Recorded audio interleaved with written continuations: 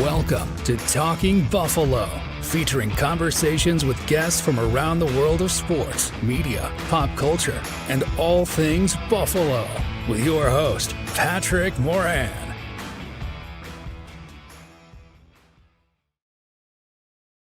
All right, what is going on, everybody? This is take two, by the way.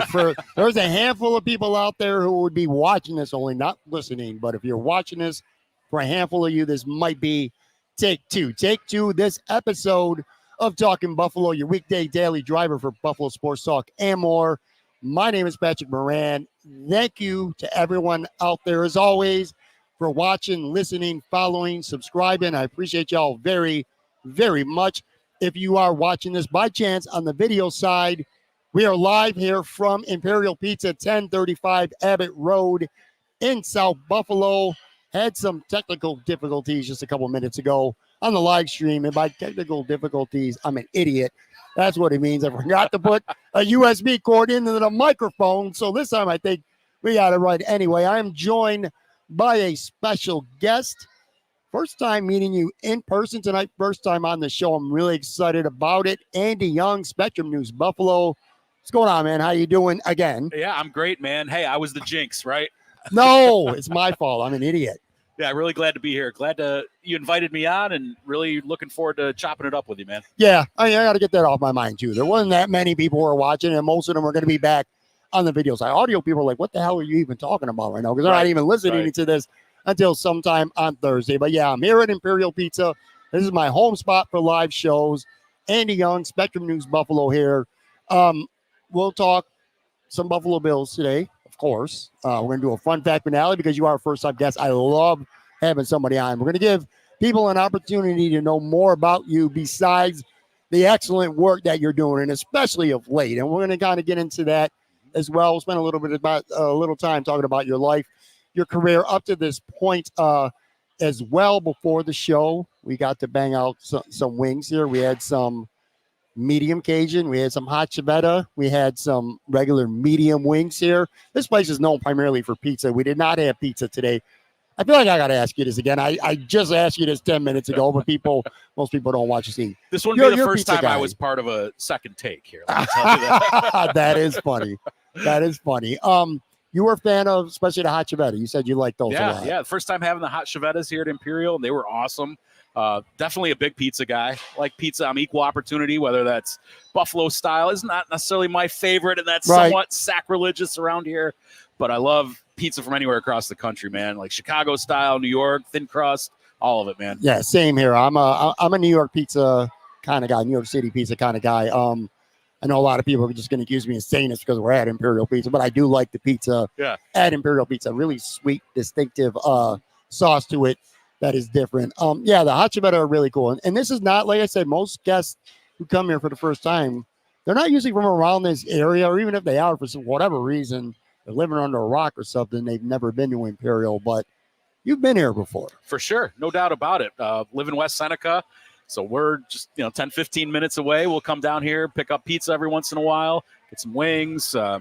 Great place that they've done here and expanding the joint and making it really, really welcoming. Just always, parking lot is packed, man. It's hard to find a parking spot here sometimes. And I didn't know that you had been here before and that you would know this, but I was mad at myself. I was kicking myself because I forgot to send you a text saying, hey, don't get discouraged if it takes you a couple minutes to park. Right. This is a big, huge, spacious place. Lots of room here. But, the parking is parking could be an adventure to say that. You find yourself parked on a side street somewhere about a quarter mile away. Nobody break into my car. I found out today, and this is our first real conversation that we've ever had. I met you briefly last week or so. I was at training camp and just exchanged pleasantries real quick. You were walking on the track, getting ready to do work for Spectrum, and I was against the rail. Yep. A little friends and family day, kind of getting up close and seeing everything going on at camp. We'll talk, like I said, plenty of Bills.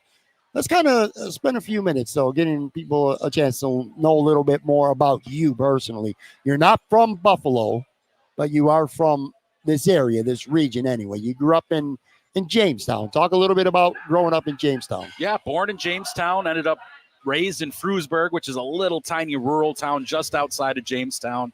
Frewsburg is the home of Shane Conlon, a former Bills Pro Bowl linebacker, Penn State phenomenal player, and he's one of our claims to fame down there. Another interesting person who was from Frewsburg was Robert H. Jackson, the Supreme Court Justice. Who, oh, really? Yeah, was the lead prosecutor of the Nuremberg war crime trials after World War II, and he's got the Robert H. Jackson Federal Courthouse in downtown Buffalo. So he's a Frewsburg guy too. So I'm trying to get up to those lofty standards of, an NFL Pro Bowler and a Supreme Court Justice. Shane Conlon was a very underrated player for the Bills during that early part of the season. He wasn't here for all 4 years of it, but he was an important building block to what was an incredible defense the Bills would have, minus the Super Bowl games. Oh, well, they didn't actually play too bad against the Giants, but the other 3 Super Bowls. But yeah, Shane Conlon was a big building block for that Buffalo Bills Super Bowl era defense, anchor in the middle and middle linebacker. We talked a little bit too, like I said, the first time you take one. Which, by the way, you're a TV guy. Yeah, that's one thing. When you're on the air live, you're screwed if something happens. You just got to roll with it. You're screwed. You just got to roll with it. Exactly. We literally couldn't roll with it because we didn't have any audio, so I had to stop the stream and then restart it here. But there's other times where you're taping something. You get a little rat like that, like you put some effort in when you get some thoughts and you're like, oh shit, this isn't even recording right now, or something's wrong with the equipment. That has happened so many times where a lot of times, they call us one-man bands, multimedia journalists, whatever. We're shooting our own stuff a lot of times in this day and age, right? It's not the old days of TV. So I'll set up the camera and go out there to shoot myself, stand up, kind of talking about what's going on at the Bills, and, I didn't record it. Or it's out of focus, and I'll go back and watch it. And, oh, my God, I got to do that again, right? I have a hard enough time spitting out the words in that scenario that I want to spit out, and you got to do it again. Oh, shit. When did you first start to become interested in media? Was it, and I've talked to so many of you guys and girls along the way, and the stories vary so much. Like I've talked to Joe Biscaglia before, and Joe has told me he knew when he was like 5, 6 years old. Certainly, but before he was 10 years old, this was what he wanted to do. He's going to be in sports media, be on TV, he's going to write, stuff like that. Others, our mutual good buddy, Matt Perino. Yep. He didn't know what the hell he was going to do with his life. And I say this complimentary because he certainly figured it out, and he's gone on to having a great, successful career. But he'll be the first to tell you he was kind of floundering early in his life. He didn't know what the hell he wanted to do. Dropped out of UB at one point, you know what I mean? So it's not even like, it wasn't smooth for him in that way. So all different types of incidents of your life or times of your life where people decide that, this is what they want to do with their life. For you, like, when did that come? Like, when did you first start to realize that, hey, I'd love to be, whether it's in front of a camera, behind the camera, writing, whatever it may be, like you were interested in media and sports media? Yeah, I always loved television and watching the news as a kid. And I really kind of studied that sort of thing. I grew up, Channel 7, Irv, Rick, and Tom, Irv Weinstein, and the powerhouse that Channel 7 was, throughout the 70s and the 80s and into the 90s when I was growing up. You kind of always had an idea of like, oh, that reporter wasn't here before. What happened with him? Or, this guy's out, right? That sort of thing. And then, I was a bit athlete at best, right? Like I wasn't a great player. I always loved sports though. So like wasn't a great athlete, was never in the best shape, but I really always loved being a part of it. Like I loved Sports Center and I loved all the stats and reading the back of baseball cards and memorizing that sort of stuff. So kind of always had that sort of thing in me. Wasn't necessarily to be on TV because I think like people that know me really well from like my high school days and earlier. Were you an extrovert when you were young? Were you an No. extrovert? You're quiet? Super quiet, shy. I have to force myself, even in situations like this, to like put it out there a little bit more.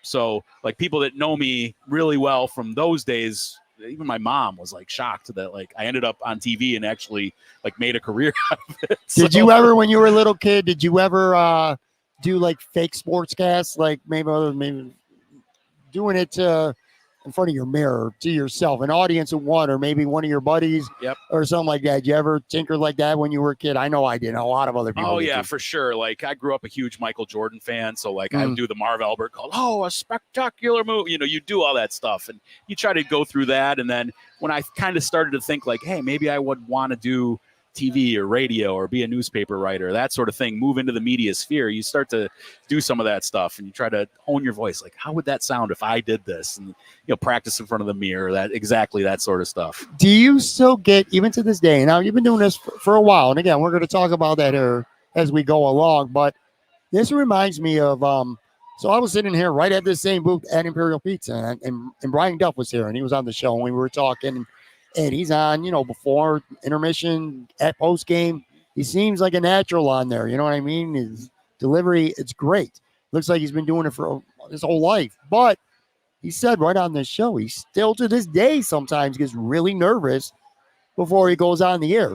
Once the camera's on, that red light is on, he kind of gets his shit together. Right. And he delivers well. But he talked about like having nerves. Do you still, even to this day, do you still kind of get those nerves? Like, on a live spectrum, there's Andy Young, you know what I mean? Do you still kind of get those nerves a little bit? I for sure do. And I can remember back to my very first live shot at my very first TV station, shaking. Really? Shaking. My hands were trembling. I remember I did public address announcing for our high school basketball team.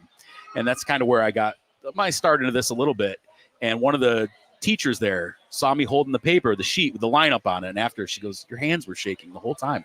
So nervous, right? And I still get that way. I get the jitters sometimes. It's not as bad as it used to be. Like, I had to really work at this career. How do you combat that though? I don't know. You just kind of like the more you do it, it kind of lessens. But there's still that edge. Like big nights, draft nights, or at a Bills playoff game, you're still like, when it's a big thing.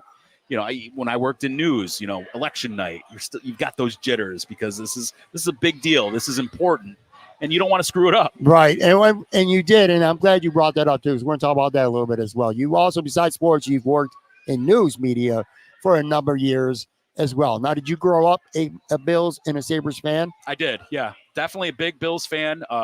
Wasn't huge into hockey, but like always liked the Sabres. Like, I didn't play hockey or anything like that.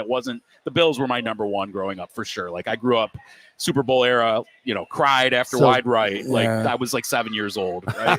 6 or 7 years old. You were old enough that you would remember that. Yeah. You were definitely old enough to remember that, but not old enough as in me, where a young adult by that point and pissed off at the world for weeks, literally. Literally after that. All right, so you grew up in Jamestown. You talk a little bit about the media. You ultimately go to Bowling Green for college, right? Yep. I actually got my start at Jamestown Community College. So shout out to JCC in Jamestown. So many media people do that. They start somewhere and then they go somewhere else. So you ended up at Bowling Green. I did. Yep. What made you decide to want to go there? Were there other places that you considered? Was that the place that you had your eyes on the entire time? I wanted to go somewhere that had Division I college athletics, which at the time they were very good. Bowling Green. They were just coming off the Urban Meyer era when they had Urban Meyer. He had just left to go to Utah right when I was making that decision. So their football program was on ESPN. They were in the top 25. I think College Game Day was there at one point. And that was kind of a school that had a good journalism program. It's not spectacular. It's not it's not Syracuse or Columbia or Missouri or one of these schools, Northwestern. But it was a good journalism school. It was 4 or 5 hours away. It's far enough away from home. You got to remember, I went to community college. So, I live with my parents. At the time I'm going away to school, I'm 20. Now I'm ready, right? Like, let's get out of here. Let's leave the nest a little bit, that sort of thing. So Bowling Green wasn't like, oh, my God, I have to go to Bowling Green. It kind of just worked out that way. I looked at some other schools. Thought about St. Bonaventure at a point, but I just kind of wanted to get away further. Ohio University, which is another great journalism program in Ohio. Thought about that for a while too. Just kind of ended up at BG. It's just how it worked out. The experience of, you grow up, you live with your family, and then you go to community college, and you still do. And then you go to Bowling Green, and it's kind of your first time away.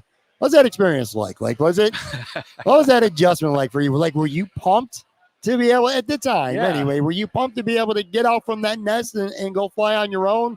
I've talked to some people who they started thinking about that when they were 9 years old. Right. You can't wait to get old enough that they can go and do shit on their own. And then there's other people like, oh man. No, my parents were great. Like, my mom was so cool. My dad is still around, and they great lifestyle at our house and that sort of thing. But, I was ready, to venture out a little bit. I was a little nervous to go away from home because I never really had. Right. I didn't, live off campus or anything when I went to community college. So to go to a college and go to a dorm and like meet friends was tough a little bit because a lot of those kids had been there since freshman year, and I was coming in as like a junior basically. Right. So like to meet new people and stuff, but I got a close group of friends. And I was gonna say, what was college life like for you? Yeah, so like my very first year, I lived in a dorm, but I had a 1-bedroom by myself. So across the hall from me was a group of 6 dudes that I ended up becoming really close with and ended up partying with and having a whole lot of fun. But like that very first part of college and going away was a little tough because you don't know what you're getting into and trying to meet people and that sort of thing. But once you kind of ingratiate yourself with kids in the halls and things like that, you start going out to parties and doing all that stuff. It was all good, and they were all like my boys back home, so it worked out. Part of the reason why I ask people like yourself or guests come on, like, what was it like to get away from, and be on your own, is because when I came to school, I never did that. Yeah. I did go to college. I went to Duville. All right. Now, I grew up on the west side of Buffalo. Duville College is approximately 7 minutes from where I grew up. Right. That said, even though my father had passed away, I lived with my mom. I still wanted to get out of the house so bad that I actually still got a dorm room, and I dormed at Duville, completely oblivious to the world about like finance and responsibility or any of that shit. Yep. I just wanted to get out so bad though that I actually dormed at Duville when I literally could have went from my dorm and by metro taking the 3 Grand Street bus, I could have gotten home in 7 minutes. And I still you were ready. Yeah, I was ready. I was ready to have my own little thing going on. All right, so you're at Bowling Green, talking about social life a little bit. Like, did you do media stuff? Like, did you get into stuff while you were at school there what would prepare you for what you're doing now? Yeah, I did the campus television station, which was just an awesome experience there. Did that for a couple of years, ended up the sports director my last semester there, and got to cover the Bowling Green women who were really good in basketball at the time. They went to the NCAA tournament. Mm-hmm. They played UCLA, and we got on a bus and went to Purdue and followed them. So, like, I learned a ton doing that just by the hands-on sort of thing. Had some internships in different places at Cable 8 News in Jamestown, which was a precursor to YNN and Spectrum News and that sort of thing now. And I had an internship at the NBC affiliate in Toledo, Ohio, which, remarkably similar to Buffalo, a little bit smaller, but similar type of town. And you spent a lot of time there. So a lot of learning experiences. After school, you didn't come right back to the Buffalo market, right? You worked in Ohio originally. Yeah, I got lucky because a friend of mine, a classmate of mine at Bowling Green, was actually working as a part-time sports reporter at a little station in Lima, Ohio, which is market like 185 out of like 200-ish markets in television. So really little tiny town, 35, 40,000 people. And she actually was working there part-time as a sports reporter while she was in school. When she left and got a job in Toledo, as a matter of fact, she put a recommendation in for me. And so, 6-7 days after graduation, I'm in my first job, Lima, Ohio, little town I'd never been to in my life. I'd heard of it, but only because I went to Bowling Green, which is an hour away. Part-time job, making $7.25 an hour. Ooh. And that's how I got my start in TV, man. That's a love of labor to do something like that for that. It was, dude. For that kind of money. That was rough. That's a labor of love right there. $7.25 an hour. My mom was like, "Can you really afford this?" I'm like, "Well, we'll find out." So we were talking over dinner, and obviously I know that you've worked with John Scott, of course, as Spectrum for a while. But you knew John before that. You said, yeah, you had a relationship going back. When did you first meet John? 2006, which was my very first year on the job in Lima, Ohio. John was an intern at the competing station in that little tiny town. Wow, small world, right? Man. So John was an intern. I'd bump into him at games and different places like that. I'm in my first year. I think he's a year younger than me, a year or two younger than me. He's doing an internship. The next year, he gets the full-time job as sports director right out of college, learning on the fly. And I'm, still working in Lima. So we worked as competitors for a couple of years, ended up becoming friends, drinking buddies, all that good stuff. And my station ended up buying up his station, which was crazy. Yeah. And so we had a staff of 3 at the time. He was on his own there at the time. he ended up losing his job. Like Hmm. I had advocated for him to come on. We were buddies. That's Right. yeah, let's keep him. There's enough stuff to cover in this town. Like high school sports was huge there. Could always use another body, right? And he ended up losing his job, and he went to live back home for a while, and then he went to Dayton, and then Youngstown. You know his story. Yeah. And then he ended up here in Buffalo. Yeah. There's a lot of people actually from this market that have ties to Ohio, whether they were born and raised there, whether they worked there. Yep. I know Josh Reed is from Ohio. Josh Reed's from Ohio. I know Carl Joseph, new guy at Channel 4. I just had him on here recently at Imperial. He's from He Cleveland. grew up there. Yeah, great football player too. Yeah. Some really good football stories. And by the way, if you did not go listen to that interview, go back and listen to it. Carl had some awesome football stories. Some of the kids or future pros that he played with in high school, with and against, pretty remarkable. I know there's others too that I'm forgetting about. I think Lance Lazowski, who covers hockey for the Buffalo News, I think he's an Ohio guy as well. What did you cover when you first started? Like, what was your beat? What were your assignments? What were you working on? We were all high school all the time. Yeah. So this is one of those places where it's that storybook, like Friday Night Lights kind of thing, where if there's 10,000 people in a town, 11,000 are at the football game. Yeah. It's just one of those places. Like, it's crazy. It's special. I remember I played high school football, man. You in Florida, same deal, dude. Yeah. But like, I played high school football here. It wasn't that big of a deal. You'd have a few hundred people in the stands. My very first time covering, football Friday night in Ohio blew my mind. Like I'm driving out in the middle of a cornfield. You're getting there, navigating by seeing the lights on the stadium, right? And you get there, and it is just packed. 5, 6, 7,000 people in these little tiny towns that hardly have any more people than that. So it was all high school football all the time out there, high school hoops, all that sort of stuff. A little bit of Ohio State. We'd go to like one time a summer, we'd go to Browns or Bengals camp just to load up on interviews and things like that, just to say we were there. But it was all high school all the time. All right. So the crowds, all that stuff aside, I'm talking about purely the talent. Oh my God. And it's just, there's a couple states where the levels are just out of this world. Yep. All due respect to Western New York and all due respect to your high school and the great, Shane Conlon coming out of there. Yep. He's a diamond in the rough. I'm not taking away from the talent here locally. There's some great players. The rivalries are great. Like the fans care. It's a family kind of atmosphere. But unless you live or covered sports in Ohio, Florida, or Texas, maybe California too. Right. Georgia, one of the southern states. Yeah, right. you don't know, man.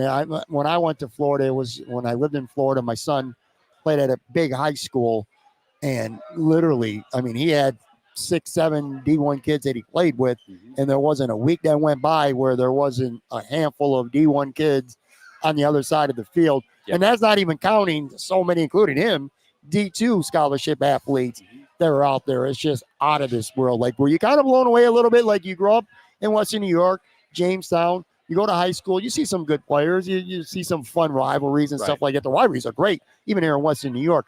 But when you go to Ohio and you're covering it, and you're just watching some of the athletes out there and the talent, it just blows you away, doesn't it? Oh my God. Like you would see, like growing up in Jamestown, every once in a while, that area gets like a D1 college football player. Every school seemingly in Ohio had 3 or 4 guys that at least are playing in the MAC, right? They're D1 college football players. And then I covered Micah Hyde out in Ohio. Did you really? Yeah, his team, Fostoria High School, was on the outskirts of our coverage area.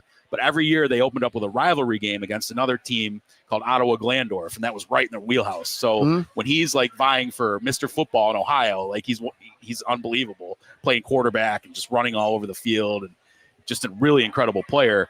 You just to meet him, 10, 15 years later playing for the Buffalo Bills was pretty cool. That is crazy. John and I would chat with him in the locker room about that sometimes because John covered him too. Yeah. Hey, Fostoria, Ohio. That's awesome, right? man. Yeah. I wanna switch gears here quickly for a second. I'm going to actually literally appease one fan of the show right now. Okay. I'm going to pull up a comment. I don't usually pull up comments on the stream, but I'm going to pull up one comment and I'm going to explain to you why. Okay. This is from our buddy Ranger. Okay. And he says, does Andy acknowledge the OTC or the fake tribal chief? I'm going to tell you why I'm going to tell you why I'm pulling this comment up right now. Shout out to my buddy Ranger, fan of the show. He's a big wrestling fan. Okay. And he always, when I do a live show, especially here at Imperial, tries to throw me off. He will send comments when I'll have a guest on, like say Carl or Sarah Holland or somebody who don't be giving no shits about wrestling. Right. Okay. Yep. And he tries to make me laugh because I know what he wants to talk wrestling. He's begged me to come on the podcast and just talk wrestling. Okay. And I always blow it off. I'm like, yeah, I'm not doing that. You know what I mean? I'm not going to ask Sarah Holland. We're not going to ask her to start talking about wrestling. Well, guess what, Ranger? I actually do have a guest today who is actually a big wrestling fan, and he's a big wrestling fan. And you actually have a collection of wrestling figures. You've been a wrestling fan. I know this now. One of our brief conversations before the show. You've been a wrestling fan forever as well. Yeah, about 1990 is when I got into it. So I was about 6-7 years old at the time.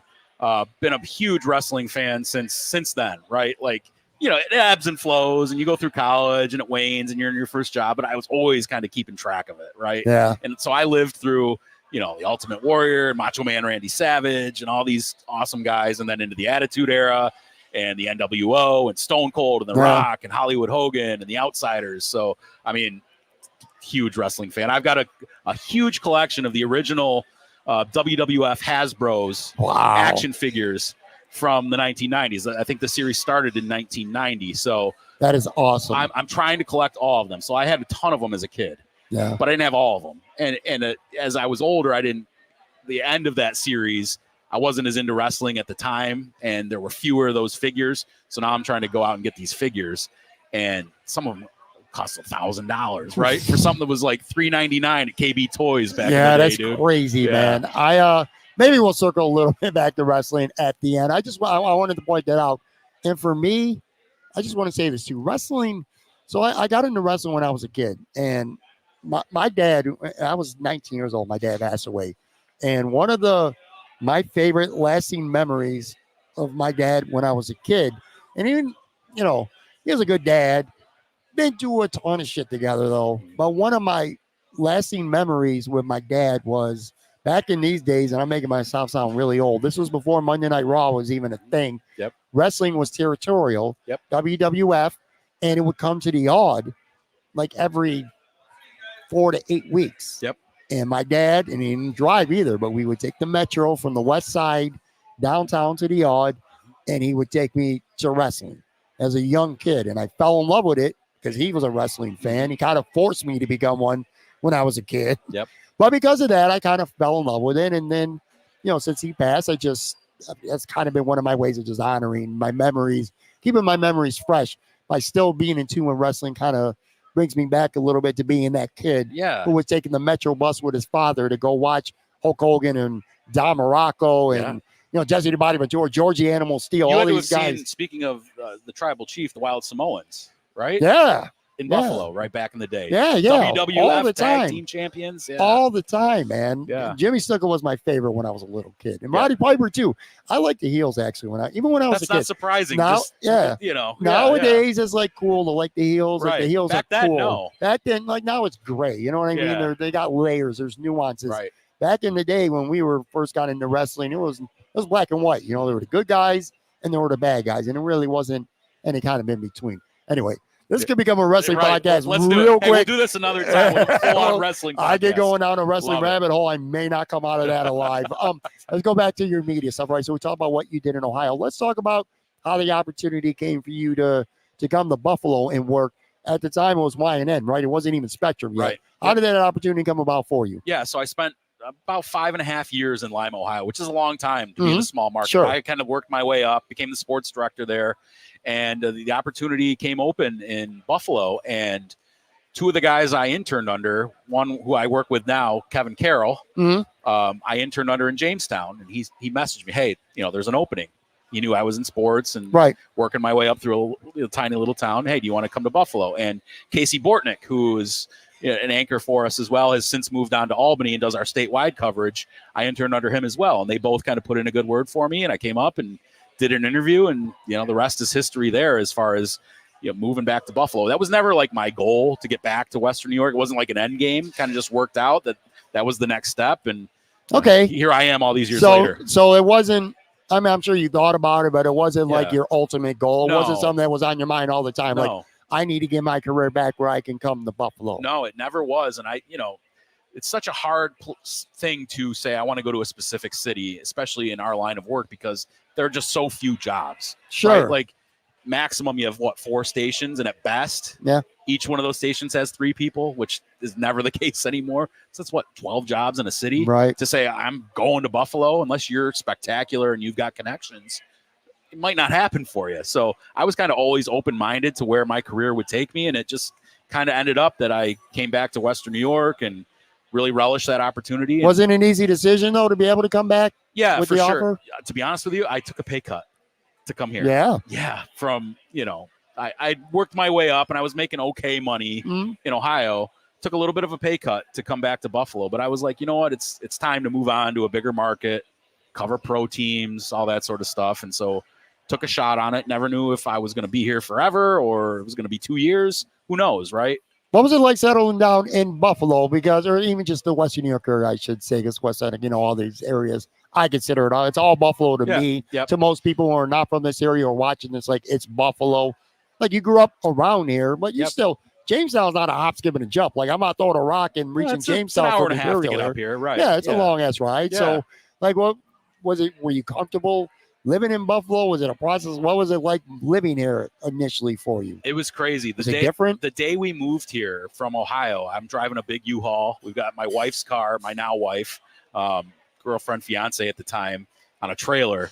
It's a blizzard, right? It's not really a blizzard, but it was a horrible snowstorm. And our apartment was in Orchard Park, right behind the stadium. And it was the day of a Bills game. We didn't realize it at the time. It was the day that the Bills played the Broncos, and Tebow was the quarterback. Oh, wow. So end of 2011, around Christmas time. And I'm driving in here, and snowstorm coming at us. And we're going through Bills traffic. And I'm like, what in the world am I doing trying to drive a U-Haul through this? And it's like, oh, my God. But, yeah, it was an awesome adjustment to be around my family and get to see them more often, on a weekend or a couple of days off to go visit my parents, that sort of thing, my brother and sister. So that's been good for sure. And right away, it was an adjustment, like covering the pro stuff and like the intensity and like the professionalism of the guys. Like I thought I did a good job when I was covering like high school sports in Ohio and being on TV all the time. That's a big difference. Yeah. You walk in and you're Ed Kilgore's up there and John Murphy and Adam Benini and all these guys that you grew up watching. And like, you're standing next to them in the media room doing stand-ups and you're like, holy shit. Right. Like, so that was an adjustment. Only it maybe was worse for me because I knew all those guys, and now I'm standing next to them. Like, am I good enough to do this? Yeah, look, so I've been doing this podcast for a while. Before that, on and off for many years, I've done media stuff, and I've covered the Bills before in the past, and I've covered the Sabres before in the past. And you get a little bit, I don't say starstruck, but yeah, it's like, man, holy shit, that's Ed Kilgore up there. You know what I mean? Or I'm sitting. I remember Jim Kelly, the famous writer, the hockey writer, Hall of Fame writer. I remember sitting next to him one time in a press conference. I'm like, holy shit, man, I'm sitting next to Jim Kelly. It was a little bit of a culture shock. In terms of covering teams and athletes, that's a big difference too. Like, and I know you know this now, and you would know this on levels more than me, but I've covered high school stuff too before. Generally speaking, you cover a high school team, or you're doing a story on a player, and that kid, he's 15, 16, 17 years old. He's happy to talk to you, man. He'll for sure. Talk your ear off. He loves that the camera's on him and that somebody, reporters got a microphone in his face asking him questions. He's living his dream right now. These guys, they get to this level, they're in the NFL, which obviously you cover now, and you're around these guys every single day now. They don't always want to talk to you, man. Or, the answers are going to be different. Like you said, professionalism is a lot different. In some cases, some of them are awesome. They're very generous with their time. In other cases, there's players who really, they only want to do what they need to do, and they want to kind of be left alone. Besides that, it's a different animal talking to a teenager who really wants that attention, and it's sometimes a professional who might not be, he might talk to you, but he's not really eager to give you too much. Right. And a classic example of this is Tre'Davious White, who I covered draft night when he was drafted and did a one-on-one with him. And then when they used to do the Bills rookie tours and they take him to Niagara Falls and I mic'd him up and followed him along, and he was engaging and he was awesome. And he was always really gracious with his time and thoughtful. And over time, he just didn't really want to do it anymore. He didn't want to talk to the media, and he didn't really have a reason why. He didn't really ever tell us. He just was like, I'm just not really into it. And so he would try to avoid it. Yeah. And good guy off camera. You chat with him in the locker room, but he just was like, I'm over it, right? I don't want to do interviews anymore. And so that changes over time. And you have guys who are bristly and they're like, I don't want to do it. Or, this maybe happened a lot more years ago, but like you hear stories about like Jerry Sullivan getting into it with different players because he criticized them in a column in the Buffalo News and things like that. So you'd get some of that. For the most part, a lot of the guys they're cordial, but like you can tell some more than others are interested in doing it. Some guys like it and enjoy it and they're cool with it. Other guys are just like, you know what, it's part of the job. I have to do it. Or some guys just avoid it altogether. Sure. I mean, and that's a low-key hard part of the job, what you guys and girls do. It's one thing if you're reporting from practice and you're just talking about news, that's one thing. But if you're trying to do a story on a player or something like that, do a feature story, sometimes they don't want to give you what you want from them. You know what I mean? There's just some players out there that are like that. Let me weed back a little bit here because you caught my interest when you were talking about coming to Buffalo, getting a chance to be closer to your family and, get to see them more often and easier transport. Your wife, when did you meet your wife? Funny story. My wife, Christy, we went to high school together. She was a couple years younger, and she dated my best friend in high school. Oh, really? And I did not like her. Yeah, like, we waited for this stuff. Yeah, Let's man, go. we didn't get along. She was kind of like a goody two shoes type, and like that was not me. I'm potty mouth off camera, and drank a little bit in high school and that sort of stuff. And she would, we don't drink and don't swear and that sort of stuff. And then a couple years later, we're out of high school. I'm in college, and then we're all kind of in the same scene. She starts partying a little, and she called me her drinking coach at one point. So she'd broken up with my buddy. So let's not go there. Okay, they were not together for a while. All right. Okay. So we'd go to I'm from a small town, Frewsburg, New York. Everybody knows about parties in the woods or in a cornfield, keggers, right? So we do that, and then I'm kind of like showing her the ropes, right? Here's how you do a keg stand, and here's how you play beer pong and all that stuff. And we became really good friends. And then over time, we developed into more than friends. And actually, we started long distance because I was already working in Lima, Ohio at the time. Okay. And she was still back in Jamestown working.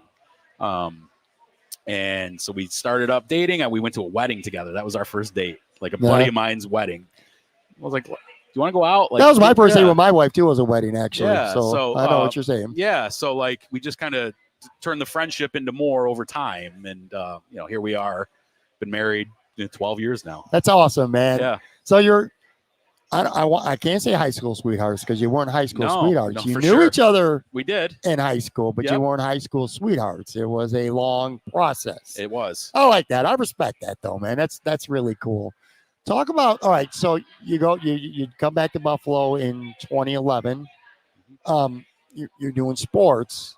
In 2017, you transitioned into news. Yep. Talk about that a little bit, like how that process went, why. Just the who, why, the what, when of all that, 2017. Yeah, so in 2017, the spring, it was like April, May-ish, we had a news reporter leave, and the station was looking for a reporter. Now, they'll open it up to internal candidates. They'll have resume tapes from all over the country, that sort of thing. And I said to my wife, what if I took that job? Yeah. What if I went and it was going to be like a Monday through Friday, 9 to 5:30, 9 to 6 kind of world, right? Which is something I'd never experienced in all my life.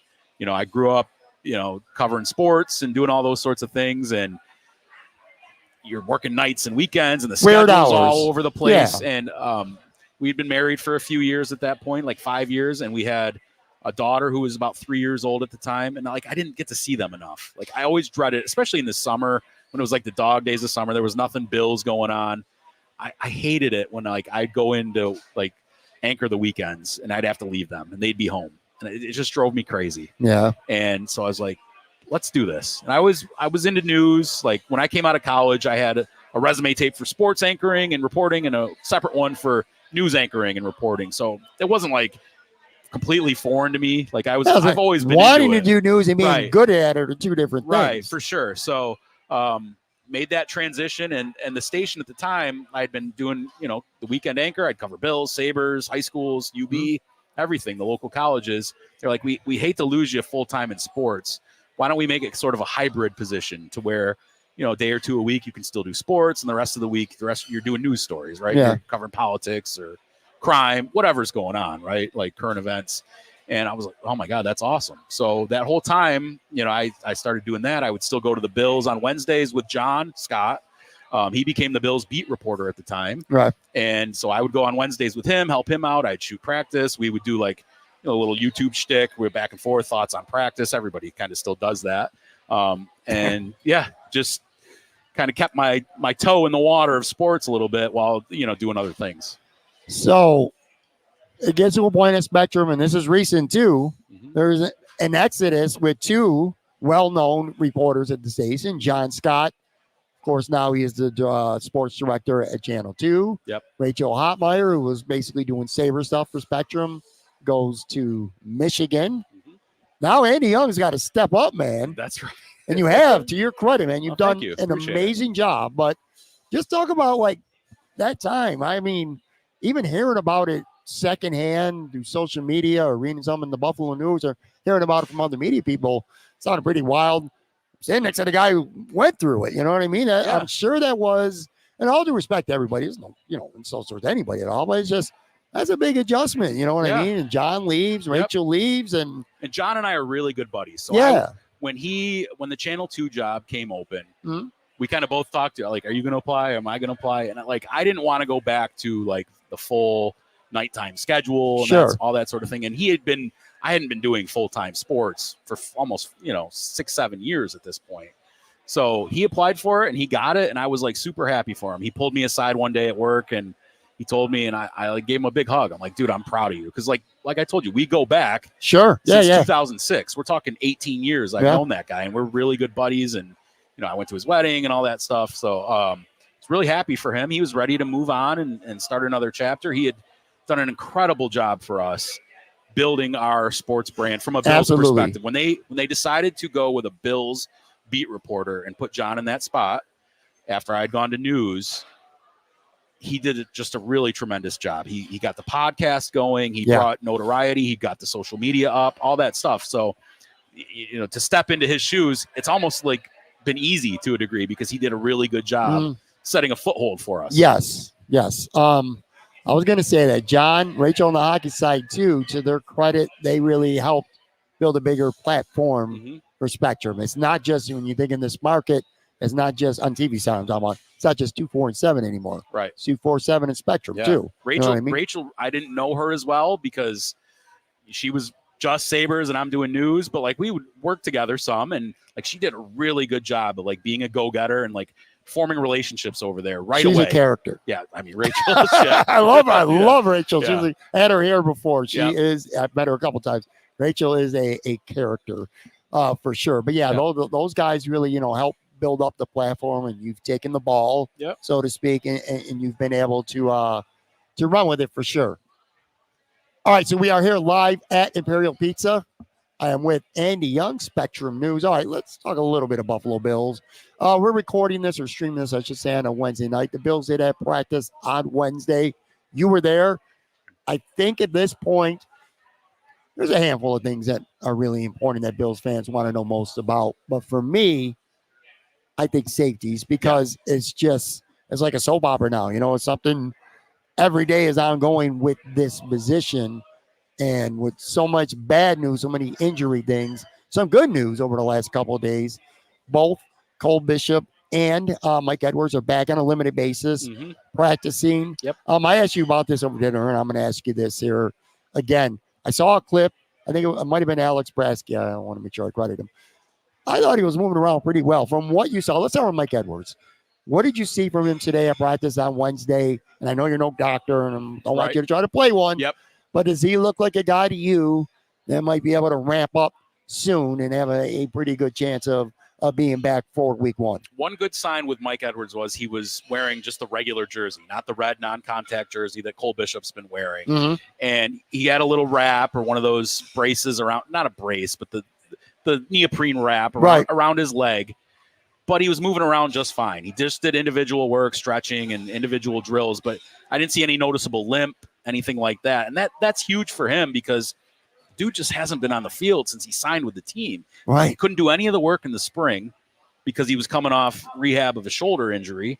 And then he hurts his hammy during training camp pretty early on in camp. And so for a guy who McDermott even admitted, and it's rare McDermott would admit something like this, like, yeah, we kind of penciled him in to be our option for the starter with Taylor Rapp, right, across from him, and he just hasn't been able to get on the field. So you lose so much there, even if you're studying in the classroom and you're standing there in your street clothes on the sidelines. It's just different to not be out there and going through the reps and doing the techniques that the Bills want to see and that sort of thing, and kind of building that communication on the field with your fellow DBs and the linebackers and all that stuff. But good sign to have him back, because they're short on bodies, dude. Like Damar Hamlin, tweaks a hammy when he's down in Pittsburgh, and then he's on the shelf a little bit. So, and Bishop never really got started either during training camp. It's wild with Mike Edwards, because he felt to me like right after the draft happened, I'm like, all right, this is your starting free safety almost by default. Yep. Then he's not healthy. Then you get to camp.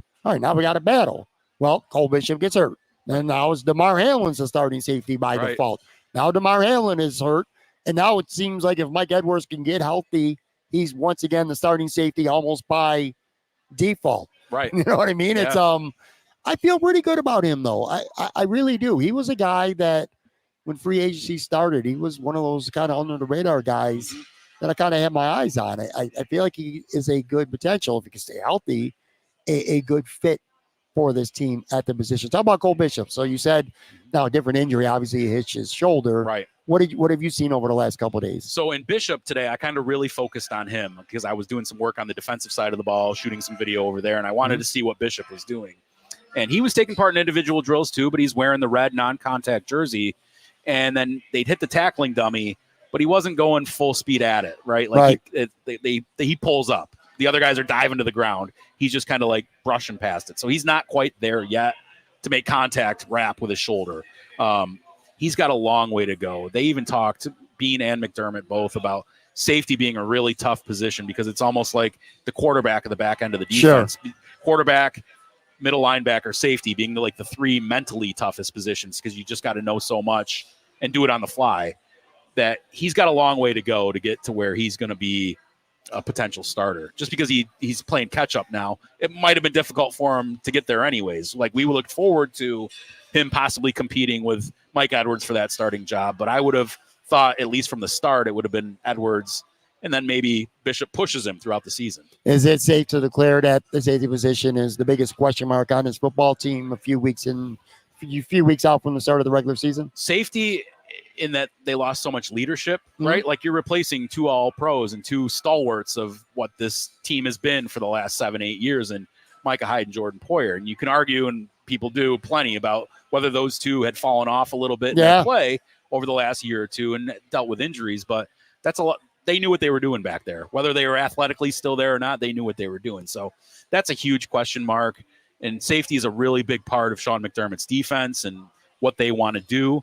And then wide receiver, to me, obviously, it's still a massive question. Now you got guys banged up too. So, opposite sides, two huge questions there. I look at the safety position, speaking objectively here, and if you would have said at the end of last season, all right, we're going to move on from both Micah Hyde and Jordan Poyer. In the case of Micah Hyde, a free agent. In the case of Jordan, you're going to cut him, save $7.5 million. I was like, all right, cool. Yeah. I'm good with that. But I got to be honest with you.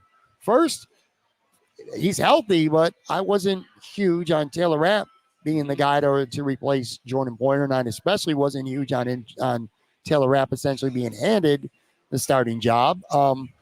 I thought he looked good at times last year, especially the Miami game at the end of the season, and I thought at times he looked incredibly ordinary. It's just not somebody I'm completely comfortable with. I hope I'm wrong. And then with the free safety position, all right, so you got Edwards, but he has not been healthy. I haven't seen anything. Right. Cole Bishop, who knows how that's going to play out? And to your point, a rookie. Damar Hamlin is who he is. He is who he is. Right. I think he's a roster bro guy. Yeah. I hate the bullshit when people say, "Oh, you're only on the team because he almost died." I don't believe that. No. He's earned a spot on this team. That said, I think he's a quality depth guy. He was serviceable before the heart issue season. Yes. He was fine. He wasn't great. They had some moments where it wasn't great, but he had some good moments too. He's a backup, right? Typically, right? He thinks he wants to be a starter, and of course, why wouldn't he? And he told me, he's like, I'm starving to be a starter this year. Are you surprised that this team never at any point made as far as we know anyway, made a legitimate push to try to get Justin Simmons. He just felt to me like this is the fit. This is a 4-time All-Pro guy, older. He might not be the same player he was a couple years ago, but he's still a 4-time All-Pro guy. And some of his best games of his career are against the guy that the Bills need to be in the playoffs, which is Patrick Mahomes. Were you a little bit surprised, especially when you found out the contract? 1 year, $8 million. I think 7.5 of that's guaranteed. So basically 1 year, $8 million. Right. Were you surprised that the Bills were not players for him? Yes and no. I think there's certainly an argument that they could be, especially as guys started to go down. Yeah. And he didn't sign into right. He just signed not too long ago. So as guys started to get injured, he needs that insurance. And you think, hey, this is a guy that we can have right away. I would have been all for it. I don't know if they were worried about the money, if they're too tight on the cap. I don't know how that all shakes out as far as like having enough leeway room. I mean, $8 million is not nothing, right? But it's not a ton either. You can move things around if you want to sign that guy. So I thought they'd make a run at it. I don't know what happened behind the scenes. As far as any inside info is why they didn't, but yeah, that could have been the money, and maybe he just didn't want to come here. I don't know. Based on what you've seen, I've been beating the drum over the last week or so with the injuries at safety, especially after DeMar Hamlin hurt his hamstring. I'm like, what are we doing here? What's going on? I've been in the mindset that Micah Hyde is going to end up back with this team. Yeah. I don't want to say fairy tale. In a way, it would be, though. He tries to retire, and you learn back in your fairy tale world. He comes back and he's still really good. He's Micah Hyde from 2021. You know what I mean? That's not going to happen. But have you seen enough now with Edwards and the progress of Bishop that it would be surprising to you at this point if they signed Micah Hyde? Or do you still think that's very much in play? I think it could be in play. For one, he hasn't fully retired. So there's some reason he's got an inkling he might want to still play. Mm-hmm. And if not now, then when? Well, right. Well, I mean, does it happen when there's another injury in the middle of the season in October? Right. He can just step in right away. Sure. And play safety for them. He knows the defense, so that's not a problem. He does. I would guess he probably didn't want to go through training camp, right? So he's waiting on one of these teams, preferably the Bills. I think he even said it. It's either Bills or retire. If you take him at his word, he probably didn't want to do training camp. And, hey, is the money right? Is the situation right? I'm not coming here to be a backup. But right. If I'm going to come here, I'm going to start, right? So maybe they want to see a little bit how does Mike Edwards do? How does Cole Bishop do? And do we need a guy? Yeah. All right. Maybe using the word fairy tale might have been a bit of hyperbole here on Talking Buffalo, live from Imperial Pizza, by the way. But I'll tell you something that's not hyperbole associated with the word fairy tale, and that's what we're seeing from Joe Andreessen. I mean, holy shit, man. Yeah. This guy, I'm going to be honest with you. I know he was a nice story, a UB boy, born and raised here, goes to Jamestown High School, goes to UB, doesn't get drafted. Also, not even an undrafted free agent right after the draft. Literally a rookie tryout signing. Yeah. And now here we are 2 weeks into the preseason. I didn't pay much mind to him at OTAs or even training camp. Now, opportunity knocks. I call it fate. You go into Pittsburgh last week. Terrell Bernard's held out, maybe in part because of the weather, at least anyway. Spector happens to be injured. He can't go. They had just gotten the news about Milano. Got the news about Milano, and Drayson starts. And holy shit, man. I mean, it ain't even just locally. It's not us guys and girls. Nationally, he's been the talk, of the league over the last handful of days or so. You've been around him plenty at camp. What do you think of what we're seeing? And are we at a point right now where you can almost throw the word fairy tale out, although it would be a fairy tale, but it's not even really that far-fetched anymore that he ends up making this team? Like, what are your thoughts? It's really remarkable. I talked to him prior to the draft. I did a story on him and got him working out and chatted with him a little bit. He figured he could be maybe a late round pick. He thought maybe a UDFA priority guy right after the draft. And he told me at the time that he had talks with several teams, but the Bills were the ones that were on him the most. Yeah. So he thought maybe he'd get a shot either drafting in 6th, 7th round or as a priority free agent. That goes by, they invite him to minicamp for a tryout, right? And at that point, you're like, okay, they sign him right after a tryout, right? Still, all right, whatever. He's a body at camp. Rookie minicamp tryout guys don't become NFL players. And then we get to training camp, and he's mostly, 3rd, 4th string. hadn't done anything really that stood out during camp. It was a great story. I did another story on him then when his parents were there one of the days and his family was there, and that's really cool and all that. But on the field, he didn't like pop to me or anything like that. Right. Watching all those practices, and then you right before kickoff, we're like, "Oh, Joe Andreessen's starting this game." Holy cow! Against the Steelers, with first the team ones, offense. with the ones, and against most of the Pittsburgh ones. And then you watch him out there, and he's just flying all around. He missed a few tackles, and he said, "I'd like to get those back," but like he's tackling Justin Fields in the open field. There's a whole lot of NFL linebackers that struggle doing that. There was that one play in particular. He threw, I forgot the guard's name, but he hit starting right guard. He kind of threw him off him, and then he hunted down Jalen Warren, who's a really good running back on the outside. You know, I'm good friends with Damone Harris, who went to UB. Yep. And kind of was sort of in the same boat. He thought he might be a late round pick. Had an inclination, and a couple teams were interested in him. He didn't go drafted. However, the difference between him and Joe is Damone had 3 or 4 practice squad opportunities or undrafted free agent signing opportunities, like minutes. The 7th round literally wasn't even over yet, and teams were on the phone with him, offering him a UDFA deal. Yep. And ultimately, he went to Tampa. How about this? Andreessen had a tryout with the Chiefs right before the Bills. That's what I'm talking about. That is, I didn't know that actually. Yeah. I didn't even know that. Wow. Yeah. Wow. Yeah. Yeah, that's what I'm talking about. He didn't even get signed. So anyone who says it's not a Cinderella story is not one of the most. This could potentially, again, let's pump the brakes a little bit.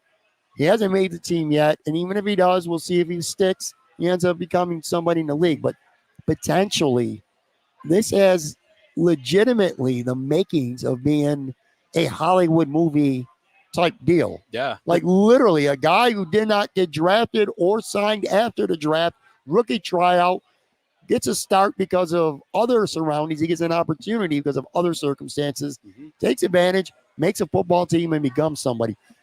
Well, doesn't get more Hollywood than that, It's dude. awesome, man. Like, he's made the most. And he's from here, too. Yeah. That's Buffalo Joe. It's legit. Grew up playing at Lancaster High School. Oh. You know, ends up at UB for his final year of school, and here he is. Like, you know, somebody said he's one of us, right? Like this is a kid who grew up like bleeding red, white, and blue of the Buffalo Bills, and it's got to be amazing for him to be able to step out here and do it. And he has opened the door for the possibility of him making this roster. At the very least, I think he's got an incredible shot making the practice squad. Oh yeah.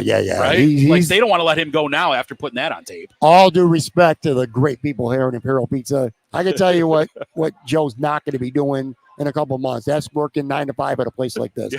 He's going to be in the NFL. Yeah. He might not be on a 53-man roster. He's going to be on somebody's practice squad. Yeah. There is no doubt in my mind he will be in the league for sure this year. And I hope the fan in me hopes that it's Buffalo. What a story. If he does make this team, he quite literally is probably going to become one of the most 5 popular players on this team. Think about all those 44 Andreessen jerseys in the stadium, Tons dude. of them. Who was 44 before him? Matekovich. Yeah. I don't know. I was going to say, you could take the nameplate off. All due respect to Tyler, I really don't think there was a ton of Matekovich jerseys walking around Western New York. One more Bills thing, and then I want to wrap up here with our fun fact finale. All right, so Joe could potentially be the ultimate Cinderella story. Keon Coleman is not a Cinderella story. He was the Bills' first pick early in the 2nd round. What are you seeing from him right now? It feels to me like you have to wait and see with him. Like I don't know. I see some things. I see some of your highlights, some of your videos. Guy makes highlight catches look routine a lot. Then at other times, and he runs some really good routes. At other times, seems like he's getting really jammed up on the line, trouble with separation. These are all things you kind of heard about during the draft process as well. He's had a so-so preseason. He owned up, which I respect. He dropped that pass last week in Pittsburgh. Bad throw from Trubisky. Kind of alligator armed it. Would have been not an easy catch to make, but to his credit, he's like, yo, I got to catch that ball. And he didn't skate around it. He didn't blame the quarterback. He didn't say it's preseason or any of that shit. I kind of respect the fact that he owned it. Still, though, I don't like to see that. I want to see him make the play. I kind of understand, though, the other point of view. Break your receiver's ribs.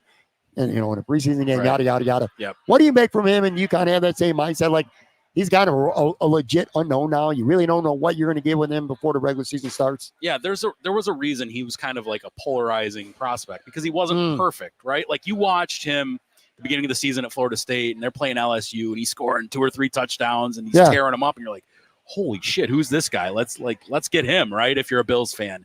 And then, you go throughout the draft process and you start to hear these guys that break down the film and really watch the analytics and the numbers. They're like, he doesn't really separate. Does he get off the ball? That sort of thing. And the Bills go out and draft him.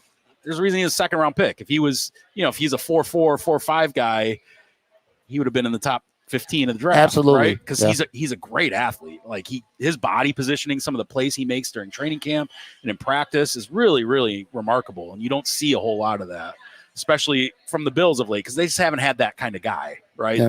The guy that can just go up and contort his body in the back of the end zone and raise one hand and pull it down. So, but there's questions. Like you said, I saw him at training camp just get knocked right off the ball, right? By jammed up at the line, or he's running a go and the cornerback's right in his hip pocket because he just didn't create enough separation. Right. Doesn't have that downfield long speed. I think he's kind of an enigma at this point to see how the Bills plan to use him. Do they kind of put him in the slot sometimes in that big slot role? Is he a goal line target? I think they've proven already that he's probably going to be a red zone target because Trubisky looked his way twice in the Bears game. We just talked about the miscatch in the Steelers game. So I think that's a guy they're going to look to in that regard. But do I expect him to go out there and have, 70, 80 catches this year? Probably not. But could he have, 40, 50 and 6-7 touchdowns? Why not? Polarizing. You want to talk about polarizing? I'll give you a perfect example. I know personally 2 big Florida State fans who are also Buffalo Bills fans. Quite literally. One of them, and I remember it was during the season, it was like, oh my God, I wish the Bills would get this guy because he was looking so good during the season for Florida State.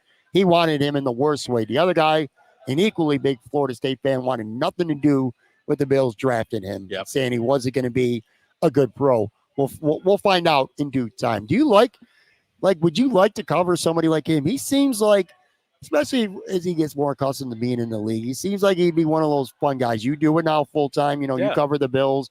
One of those interesting guys to cover. He's going to give you some good content, some good sound bites. Like Josh Allen said at training camp, he was asked about Keanu, and he goes, dude's just different, right? Like I was at the press conference when he was drafted and he comes into Orchard Park and he's at One Bills Drive and somebody asks him about the yellow jacket and that whole thing. Then the cookies. He's eating the cookies. I think he's kind of like, that was funny, right? And then he's on some podcasts and we all saw the video about, Tiger wish he could and all that stuff in the draft room with Brandon Beane, at the combine. So he's kind of a fun character. He's distanced himself a little bit from that throughout training camp. He's been more serious, I think, and he hasn't shown as much of that. But I think if you got to know him, like off to the side, and you kind of generated that relationship with him, he's probably a really fun dude. Yeah, I'll tell you, I'm really looking forward to seeing how he plays. And again, as a Bills fan, he needs to be something. If this wide receiving room is going to be good, I don't think this wide receiver room is going to be good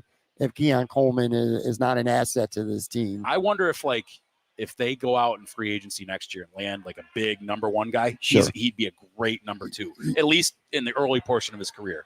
He could develop into an amazing player. I have no idea, right? But for now, it seems like that would be a better fit right away. So maybe they're a year away from their full plan at wide receiver. You make a great point. It could be very well that Brandon Beane has made a decision. I want to see what I got in Keon Coleman this year. Is he potentially my number 1 guy? Do I need to go spend $25-30 million to go get somebody? Right. Is he that guy? Or is he a legit solid number 2, good enough that we can draft someone else again and keep adding in the position that way? Great point. All right, I want to wrap up here. We are at Imperial Pizza again. I'm with Andy Young from Spectrum News. Going to do our fun fact finale. Every time I get a first-time guest on, and I love this, man, I'm going to ask you some, let's say, semi-rapid fire questions. Like, not a lot of deep thought required. Whatever pops in your mind. I don't have any deep thoughts. That'll be your answer. Neither do I. So, like, if I were to ask these questions, I would be completely screwed. But again, one more chance for people watching and for listening to get to know a little bit more about you beyond the media and the football stuff that we just spent a lot of time talking about. You ready? Yeah, let's do it. All right. So I know you grew up a Bills fan. We talked about that. Who's your favorite all-time athlete? Michael Jordan, without question. Grew up a massive Chicago Bulls fan.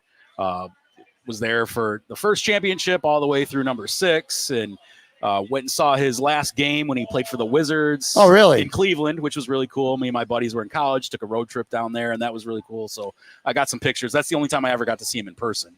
And that was awesome. He was a shell of what he was, but he was still Michael Jordan. That was really cool. And everybody knew he was on his farewell tour. I just want to add to him, Michael Jordan.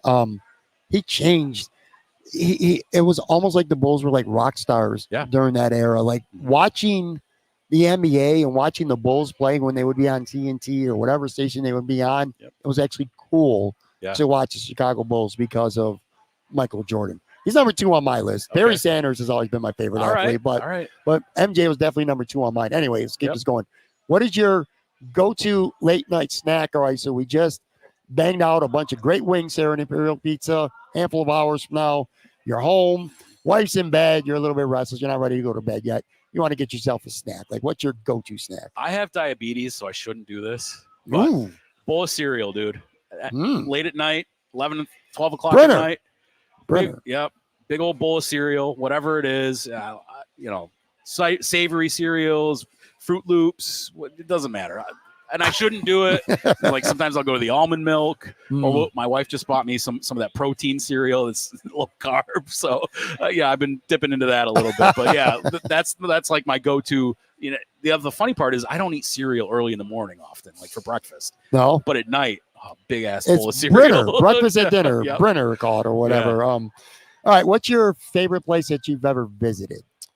Whether it's for work, personal, whatever it may be. Went to the United Center, saw the Michael Jordan statue, and that was really cool because I was a huge Jordan fan. Had a ton of fun on a Bills trip in 2016 in Seattle. That was such a cool city. I've been there. That. I went to WrestleMania in Seattle, WrestleMania 19. Safeco. Yeah. Got cut off at a bar before WrestleMania because seriously, we were being overserved. The bartender. Oh my God! To be fair, if that was Buffalo, they would have let us keep drinking. Was that Brock? We weren't that drunk. Was that Brock Lesnar and Angle? Or which one was that? That was the Brock Lesnar Kurt Angle one. When he botched the shooting star press. Yep. We had shit seats. We were at Safeco, and the only good thing about the shit seats that we were so high up. They had a girls' pillow fight, and it was in the like one of the aisles pretty much. And it was right near us. See, Tori Wilson was maybe from here to where those TVs are. That's how close that was. Oh, wow. The rest of the cards suck because we were way up, but we went just to go. But Safeco Field. Seattle was awesome. Seattle was awesome. And then another one was some of the ruins in Mexico. We went on a vacation there. That was really cool to see. Okay. Yeah. Who is that you can remember, who's your first celebrity crush? I remember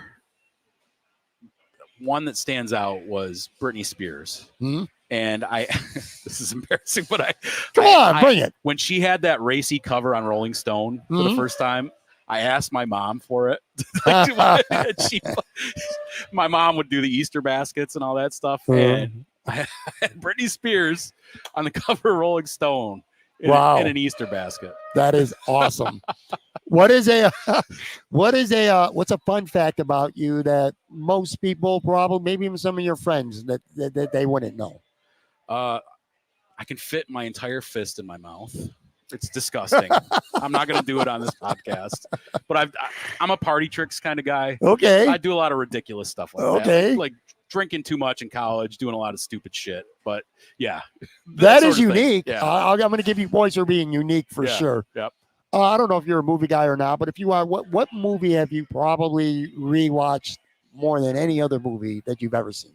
Like if this is on and it's on TV and you can't sleep or whatever, or you know it's on, you're throwing it on. Probably Shawshank Redemption. That's my wife's choice. Yeah. That's my wife's favorite movie ever. I love Shawshank Redemption. Just fantastic. Great acting, the story, Morgan Freeman. I mean, come on. Yeah, that's a great movie. It's literally my wife's favorite movie of all time. What about TV? Like, what's your favorite TV show of all time? It's probably between Seinfeld, The Wire, and The Sopranos. These aren't like groundbreaking. A lot of people like these shows. Yeah. But those would probably be that's something I watch all the time. Is I used to watch The Sopranos over and over again. The Wire too. Quickly here, two of those three that you just said. The Wire, I watched for the first time when I lived in Florida. I did not watch it during its original run. Okay. I binged it like 2019, 2020 in Florida. It might even been the COVID year. Yeah. What a riveting show, man. Yeah. I mean, oh my God. It was one, like, what was I doing not watching that? Right. And Seinfeld, I really wasn't into much when it was on in the 90s because honestly, I didn't really love Jerry that much. Yeah. But as I rewatched it and he rest was of the the corniest cast, character of all. yeah, like, oh my God, that cast. Yeah, just a show about nothing. And now, of course, Curb Your Enthusiasm took to those rated R levels, and that was awesome as well. All right, so we talked about a fun fact. A couple more here, then we're out. Call yourself out. Like, what is a bad habit that you have? This drives my wife crazy. I'll chew my fingernails instead of clipping them. No, just flick them on the floor. It's horrible. It's disgusting. But she finds them, pisses her off to no end. They'll be in the car, on the floor in the car, or on the nightstand next to the bed. And she's like, "That is so gross. Throw them in the garbage." Yeah, I don't. To be fair, I don't blame her. Yeah, at all. Get away from me, dude. All right, so let's say we're sitting here at Imperial Pizza right now. We had a couple tall boy blue lights or whatever we're drinking.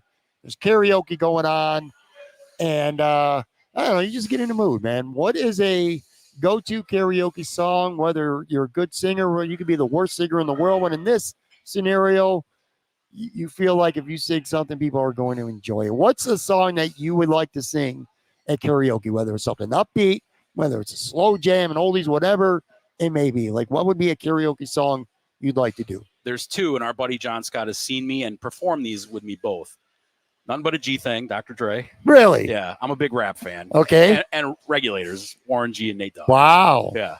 Wow. Yep. Okay. Yeah. I was not I'm expecting not a great that. singer by any means. Who cares? But I can get up there and rip some Drop some lyrics. Some gangster rap. I sure. like that. Yeah. There's actually there's a few people in the media who can actually sing. I don't know if you know that. I was like, Sal Capaccio actually, he's a good crooner, man. John's a great singer. Yeah, is he really? Oh, dude.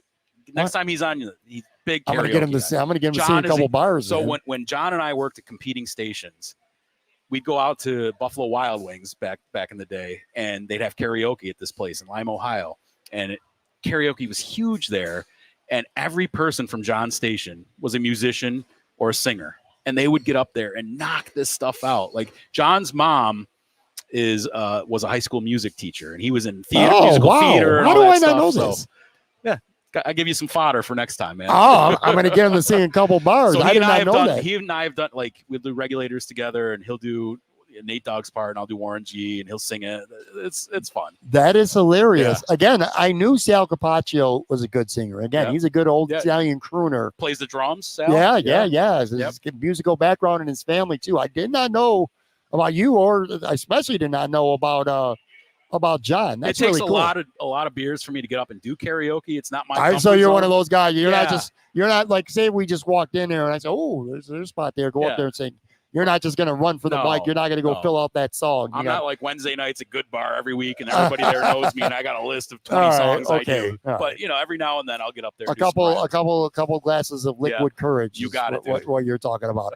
All right. So if you weren't doing this, if you were not in the media game, or let's just say you came to Buffalo in 2011, took the gig, and just shit wasn't working out for you, what do you see? What do you think you would have went? Like, what would you have done? What would you have done with your life if that's what it came down to? Visually, what do you see? I was planning to be potentially like a high school history teacher.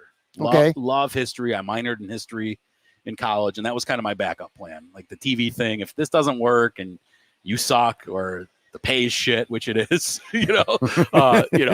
history teacher, you can move on, right? For sure.